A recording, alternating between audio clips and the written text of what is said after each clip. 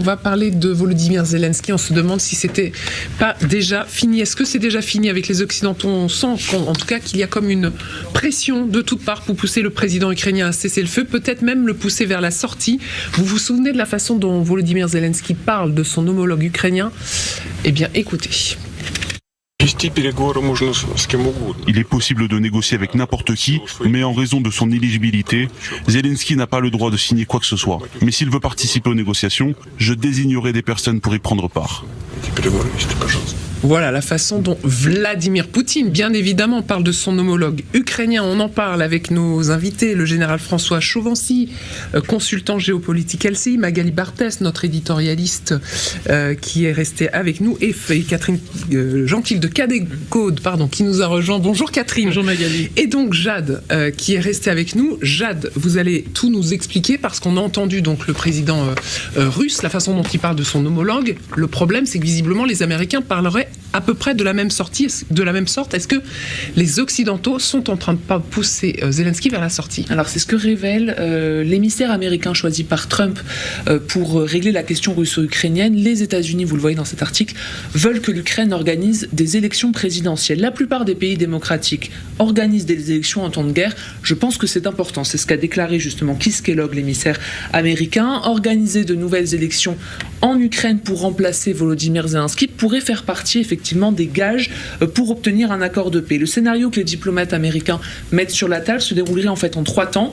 Négocier un simple cessez-le-feu, ensuite organiser de nouvelles élections, et puis donner au nouveau président la responsabilité de trouver justement un compromis de paix sur le long terme avec Moscou. Alors pour le moment, Volodymyr Zelensky n'est pas contesté par sa population, donc ce n'est pas écrit qu'il ne soit pas réélu, mais tout de même, la cote de popularité s'érode très clairement. Regardez ce tout dernier sondage, 52% des Ukrainiens gardent confiance en Zelensky, c'est 15 points de plus en un an, c'est quand même pas rien, sachant que dans le même temps, les successeurs commencent à taper à la porte. L'ex-président Petro Poroshenko qui multiplie les déplacements sur le terrain, le maire de Kiev Vitali Klitschko, l'ex-commandant des forces armées ukrainiennes Valery Zaloujny qui fait office de grand favori pour la population ukrainienne. Tout cela irait dans le sens d'un homme, Vladimir Poutine, qui considère Zelensky comme illégitime depuis mi-mai 2024. Pourquoi cette date? Eh bien tout simplement parce que depuis mai 2024, officiellement, le mandat de Zelensky a pris fin. Mais vu qu'il a mis en place une loi martiale dans le pays, aucune élection ne s'est tenue. Donc Zelensky est resté président. Mais pour Poutine, il n'a aucune valeur. Il dit même, alors il y a possiblement une part de mauvaise foi, mais il dit tout de même que si aucun accord n'a été trouvé, c'est parce qu'il se refuse de négocier avec Volodymyr Zelensky, parce que pour lui, il n'est pas président. La tenue de nouvelles élections pourrait donc fait partie même des demandes de Vladimir Poutine. Problème, l'Occident irait dans ce cas-là dans le sens de Vladimir Poutine, jouerait donc à son propre jeu avec ses propres règles. Autre crainte, il faudrait pour organiser de nouvelles élections faire sauter la loi martiale, et donc ça permettrait en quelque sorte aux soldats mobilisés en Ukraine de quitter l'Ukraine, et ça mettrait le pays dans une fragilité très importante. Exact. Alors à cela s'ajoutent des révélations des services secrets russes qui confirmeraient donc cette volonté des Occidentaux de se débarrasser de Zelensky. Oui, c'est l'agence de presse TASS qui révèle ça et qui rejoint donc ce que dit Reuters, à savoir que l'Occident ne voudrait plus de Volodymyr Zelensky et préparait même pour cela une vaste campagne de diffamation contre lui. Le siège de l'OTAN élabore des plans pour une campagne de diffamation massive visant, vous le voyez, à saper la crédibilité de Zelensky. C'est selon TASS qui cite les services secrets russes. Donc attention, bien entendu, selon eux, le plan consisterait à révéler des informations selon lesquelles Volodymyr Zelensky aurait détourné 1,5 milliard de dollars de fonds destinés à la base à l'achat de munitions, et aurait même détourné de l'aide destinée à plus de 100 000 soldats morts sur le front. Les faits ne sont absolument pas vérifiés, bien sûr, mais il y a quand même cette petite musique qui résonne de plus en plus fort. L'Occident pourrait voir dans le départ de Zelensky la clé pour résoudre ce conflit. Je termine avec cette citation. Washington et Bruxelles semblent être d'accord sur le fait que le plus grand obstacle, c'est Zelensky, qui est à huis clos qualifié de poids mort à l'ouest. Poids mort à l'ouest. À quoi est-on en train d'assister, la Catherine? Ce qui est très troublant, Merci, ce qui est très troublant, évidemment, c'est que ce plan, quasiment point par point, reprend la théorie russe. Mais c'est ça. C'est-à-dire que ça fait plus d'1 an maintenant que Vladimir Poutine dit très régulièrement que Volodymyr Zelensky, de toute façon, n'est plus légitime parce qu'il aurait dû organiser des élections. comme lui l'a fait, Vladimir Poutine a organisé des élections, donc il utilise toujours cet effet miroir. Mais là, le fait que ce soit les Occidentaux qui proposent, entre guillemets, ce plan, évidemment, on a l'impression qu'ils prennent fait et cause pour la Russie. Ouais. D'autre part, ce que nous expliquait Jade sur la campagne de diffamation sur la corruption, évidemment, ça va être un des points très forts qu'ont utilisé déjà les républicains américains dans la campagne présidentielle, où plusieurs représentants du parti donc de Donald Trump ne cessaient de dire que c'était un régime corrompu, l'Ukraine, et que pourquoi on envoyait tellement de millions, de milliards de dollars dans ce pays où l'argent s'évaporait, y compris certaines armes. Certaines ont été retrouvées en Syrie d'ailleurs. Alors pas des grosses armes, pas nos Césars, pas ce genre de choses. Mais il y a vraiment une campagne qui est déjà partie des États-Unis sur ce pouvoir corrompu. Alors ça permettrait évidemment de tourner cette page, de trouver un autre leader, parce qu'effectivement, et on le comprend, Volodymyr Zelensky est quand même très fatigué, son image est écornée, mais il n'empêche, et puis faire un peu table rase de cette histoire de corruption aussi, mais il n'empêche quand même que ça donne l'impression que l'Occident, cette fois-ci, a décidé d'obtempérer à cette demande de Vladimir Poutine. Donc c'est quand même pas un très bon signal pour les Ukrainiens. Donc ça veut dire que Zelensky, dans la tête des Américains, c'est fini ? Bon, moi je suis un peu surpris de tout ce débat, parce qu'en temps de guerre, pour l'instant, un chef, on ne change pas comme ça. Alors c'est vrai que légalement, Zelensky n'est plus président, pas plus d'ailleurs que l'Assemblée, la Rada, n'est non plus légitime. Elle devrait aussi être réélue. Donc on est dans une forme de... Même si en temps de guerre, il y a la loi martiale qui s'applique. Ben voilà, donc actuellement, je dirais que la seule condition pour qu'on évoque d'ailleurs des élections, il faudrait effectivement qu'il y ait un cessez-le-feu. Parce que je vois mal, pendant temps de guerre, même si ça peut être chose de faire, qu'il y ait des élections. Maintenant, je trouve qu'il y a beaucoup trop de rapprochements avec, je dirais, des sources russes. Donc j'aurais quand même un gros soupçon sur la manipulation qu'il y a derrière. Alors effectivement, Zelensky... Sauf les déclarations de Keith Kellogg, de l'administration Trump, qui réclame des élections quand même. Mais quand même, je trouve que ça fait un peu lourd. Et puis quand même, on est dans une situation où effectivement Kellogg, il est là pour essayer de trouver des points d'accord. Mais on vient de passer Poutine, effectivement, qui finalement abonde ce projet. Bon, il y a un moment où, en temps de guerre, il y a des choses qui sont difficiles à difficilement accepter. Alors maintenant, finalement, la conclusion serait que Trump a décidé que Poutine devait s'en sortir. Bon, je ne suis pas totalement convaincu. Je trouve qu'il y a d'autres papiers actuellement qui sortent sur justement, depuis 2 jours d'ailleurs, je ne sais pas si vous en avez déjà parlé, sur finalement ce que demande Trump à Zelensky. Donnez-moi l'accès à toutes vos terres rares et je vous aiderai beaucoup. Venir dans un deuxième temps. Donc si on met tout ça ensemble, on est encore dans le grand deal permanent de Trump. Donc je menace d'un côté, donc si Zelensky n'est pas souple, attention, voilà. Donc on est dans un grand deal, donc on ne connaît pas jusqu'à où on doit aller. On sait simplement que Trump n'a pas cessé de dire qu'il fallait la paix, d'une certaine mesure. Effectivement, on sent qu'il a peut-être un certain tropisme favorable à Poutine, d'une certaine manière. Maintenant, quitte à laisser tomber Zelensky, pourquoi pas. Mais il y a quand même les Européens. Alors, les Européens, dans cette affaire-là, effectivement, on les entend pas beaucoup. Non. D'abord, il me semble qu'il y a eu un grand conseil hier entre Européens, Otaniens et autres, dont on n'a pas beaucoup d'écho non plus, me semble-t-il. Donc, il y a le fait est, et j'en conclurai là, c'est qu'on est dans la situation où il y a une saturation de la guerre de toute façon. Il y a une saturation de la guerre, il faut passer à autre chose. Maintenant, à quel prix ? Et c'est la vraie question. Donc, est-ce que la guerre va se terminer oui, tout le monde, visiblement, voudrait que la guerre se termine cette année. Est-ce que c'est un gros coup de pression, là, des Américains ? Mais je pense qu'il faut dissocier deux choses. Il faut dissocier...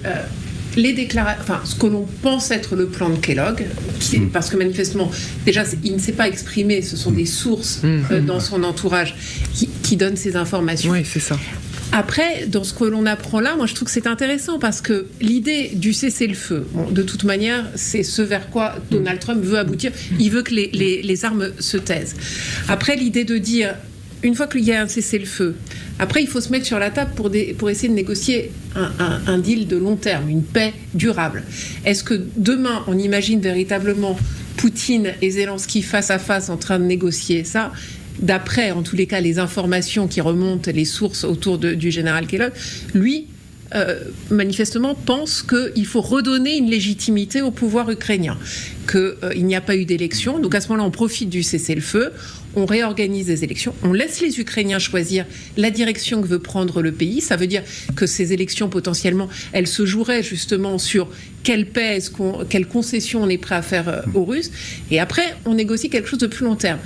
C'est autre chose que ce que dit TASS, c'est-à-dire les renseignements russes qui cherchent à décrédibiliser évidemment Zelensky, qui sont dans la même ligne en disant de toute manière Zelensky est corrompu et l'OTAN cherche à le lâcher, n'en veut plus. Bon, évidemment, tout ça sert le discours évidemment de Vladimir Poutine depuis le début, qui n'a une obsession, c'est changer le pouvoir à Kiev. Mais encore une fois, les informations autour de Kellogg, qui doit aller en Ukraine si vraiment les Américains essayent de pousser à ce qu'il y ait des élections, c'est aussi pour avoir de nouveaux interlocuteurs pour négocier une paix plus durable. Et ça peut être vraiment quelque chose qui est sur la table. C'est ça, un peu accéder à la demande des Russes pour que ce soit un peu plus concret. Parce qu'il va falloir faire revenir Poutine aussi à la table des négociations. Est-ce que ça peut être le moyen ? On a aussi appris auprès de Reuters qu'apparemment, les Américains ont suspendu leur aide, leur livraison d'armes, mais alors quelques jours seulement. Ça a été une interruption très brève et puis c'est revenu ce week-end. Mais pourquoi ? C'est quoi l'objectif ? Parce qu'en fait, Donald Trump avait dit qu'on arrêtait toute aide à travers la planète et qu'il voulait se donner 90 jours pour faire un état des lieux précis et complet. Et il avait dit au début, sauf Israël et l'Égypte, qui sont évidemment ces deux alliés au Proche et au Moyen-Orient. Et vu la guerre qu'il y a en Israël, évidemment, Donald Trump soutenant à 100% Benjamin Netanyahou, qui d'ailleurs aujourd'hui est à Washington, évidemment. Mais concernant l'Ukraine, le signal aurait été tellement dévastateur, évidemment, si les Américains arrêtaient leur livraison à l'Ukraine, que très rapidement, on en est revenu à de meilleurs sentiments côté Trump pour les Ukrainiens. Mais de la même manière qu'il a dit au Mexique, je vais vous appliquer des tarifs douaniers. C'est la même chose. Il l'a pas fait. Oui, voilà. Donc en fait, quel que soit le pays, il agit de la même manière. C'est ça. C'est ça. Mais là, ça aurait été quand même un signal évidemment dévastateur pour les Ukrainiens. C'est-à-dire que les Ukrainiens, d'ailleurs, c'est ce que disent les Russes à l'envi. Si demain les livraisons d'armes occidentales en général et américaines en particulier arrêtent d'arriver par flot continu en Ukraine, la guerre s'arrête. Alors je crois que les Russes disent en 48 heures, enfin en très peu de temps.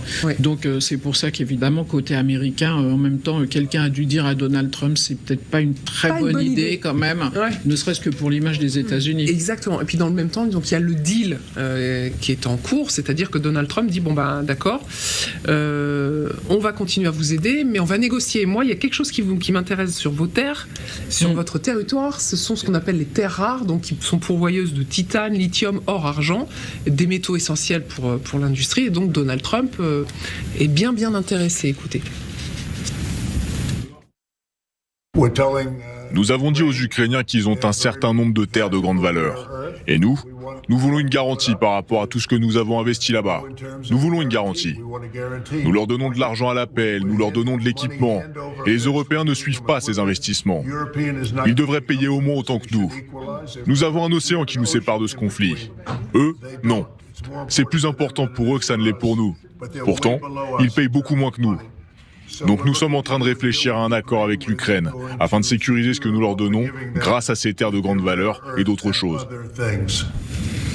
Voilà, alors on rappelle que Donald Trump parle d'un pays en guerre, et il en parle dans ces termes-là. Donc quel que soit le pays, quel que soit l'interlocuteur, c'est toujours la même chose avec Donald Trump, c'est d'abord l'argent et l'intérêt qu'il peut en tirer. Il fait un deal.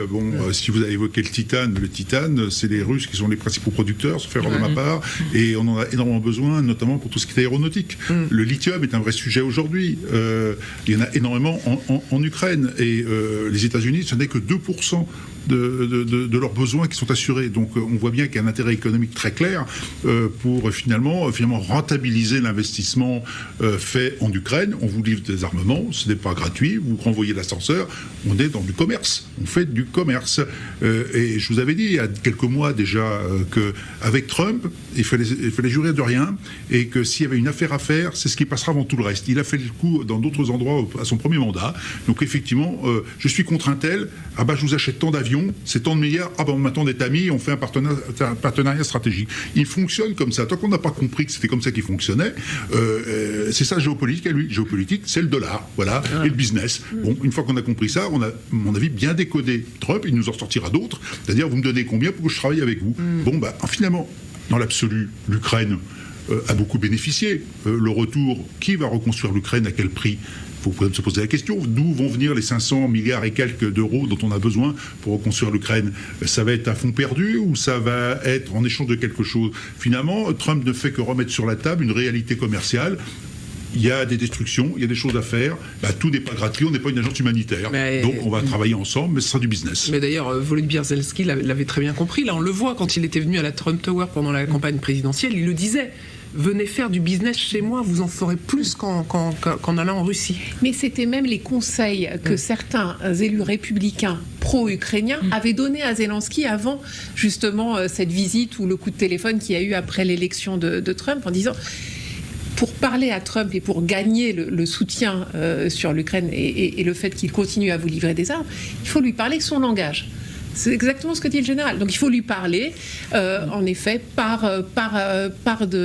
des Américains dans la reconstruction de l'Ukraine. Il faut lui parler terres rares. Il faut lui faire un donnant-donnant. Vous aidez, vous continuez à livrer, et en échange, ce sont les Américains en priorité qui auront justement des droits d'exploitation sur les terres rares, la reconstruction des 3/4 de l'Ukraine.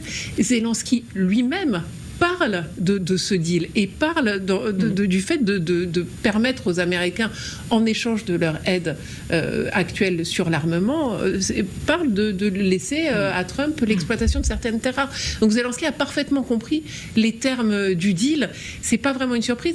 C'est quelque part presque une bonne nouvelle pour les Ukrainiens. Exactement. Parce que ça veut dire que Trump ne s'en lave pas les mains de ce conflit ukrainien et est prêt potentiellement à continuer à livrer des armes à l'Ukraine en échange de certaines concessions. Exactement, le salut de l'Ukraine pourrait peut-être venir de là. Le problème, c'est qu'il y a quand même certains gisements qui se trouvent en terre occupée ou qui sont menacés par l'avancée des Russes. Justement, le Kremlin a été interrogé sur ce deal potentiel.